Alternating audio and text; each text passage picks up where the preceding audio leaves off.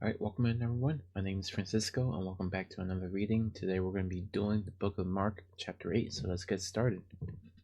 During those days, another large crowd gathered. Since they had nothing to eat, Jesus called his disciples to him and said, I have compassion for these people. They have already been with me 3 days and have nothing to eat. If I send them away home hungry, they will collapse on the way, because some of them have come a long distance. His disciples answered, But where in this remote place can anyone get enough bread to feed them? How many loaves do you have? Jesus asked. 7, they replied. He told the crowd to sit on the ground. When he had taken the 7 loaves and given thanks, he broke them and gave them to his disciples to distribute to the people. They did so. They had a few small fish as well. He gave thanks for them also and told the disciples to distribute them. The people ate and were satisfied. Afterward, the disciples picked up 7 basketfuls of broken pieces that were left over. About 4,000 were present. After he had sent them away, he got into a boat with his disciples and went into the region of Dalmatia. The Pharisees came and began to question Jesus to test him. They asked him for a sign from heaven. He sighed deeply and said, Why does this generation ask for a sign? Truly I tell you, no sign will be given to it. Then he left them, got back into the boat, and crossed to the other side. The disciples had forgotten to bring bread except for 1 loaf they had with them in the boat. Be careful, Jesus warned them. Watch out for the yeast of the Pharisees and that of Herod.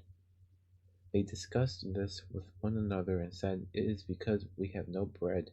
Aware of their discussion, Jesus asked them, Why are you still talking about having no bread? Do you still not see or understand? Are your hearts hardened? Do you have eyes but fail to see, and ears to fail to hear? Don't you remember when I broke the 5 loaves for the 5,000? How many basketfuls of pieces did you pick up? 12, they replied. And when I broke the 7 loaves for the 4,000, how many basketfuls of pieces did you pick up? They answered, 7. He said to them, Do you still not understand? They came to Bethesda, and some people brought a blind man and begged Jesus to touch him. He took the blind man by the hand and led him outside the village. When he had spit on the man's eyes and put his eyes on him, Jesus asked, Do you see anything? He looked up and said, I see people. They look like trees walking around. Once more, Jesus put his hands on the man's eyes. Then his eyes were opened, his sight were restored, and he saw everything clearly. Jesus sent him home, saying, Don't even go into the village. Jesus and his disciples went on to the village around Caesarea Philippi. On the way, he asked them, Who do people say I am? They replied, Some say John the Baptist, others say Elijah, and still others one of the prophets. But what about you? He asked. Who do you think I am? Peter answered, You are the Messiah. Jesus warned them not to tell anyone about him. He then began to teach them that the Son of Man must suffer many things and be rejected by the elders, the chief priests, and the teachers of the law, and that he must be killed, and after 3 days rise again. He spoke plainly about this, and Peter took him aside and began to rebuke him. But when Jesus turned and looked at his disciples, he rebuked Peter. Get behind me, Satan, he said. You do not have in mind the concerns of God, but merely human concerns.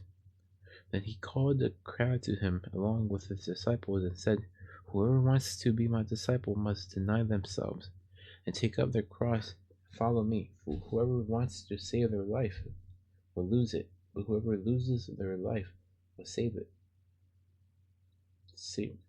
Whoever loses their life for me and for the gospel will save it. What good is it for someone to gain the whole world, yet forfeit their soul? Or what can anyone give in exchange for their soul? If anyone is ashamed of me and my words in this adulterous and sinful generation, the Son of Man will be ashamed of them when he comes in his Father's glory with the holy angels. And with that being said, thank you for listening. Remember, I love you, but Jesus loves you way, way more. God bless, good night, and thank you for listening.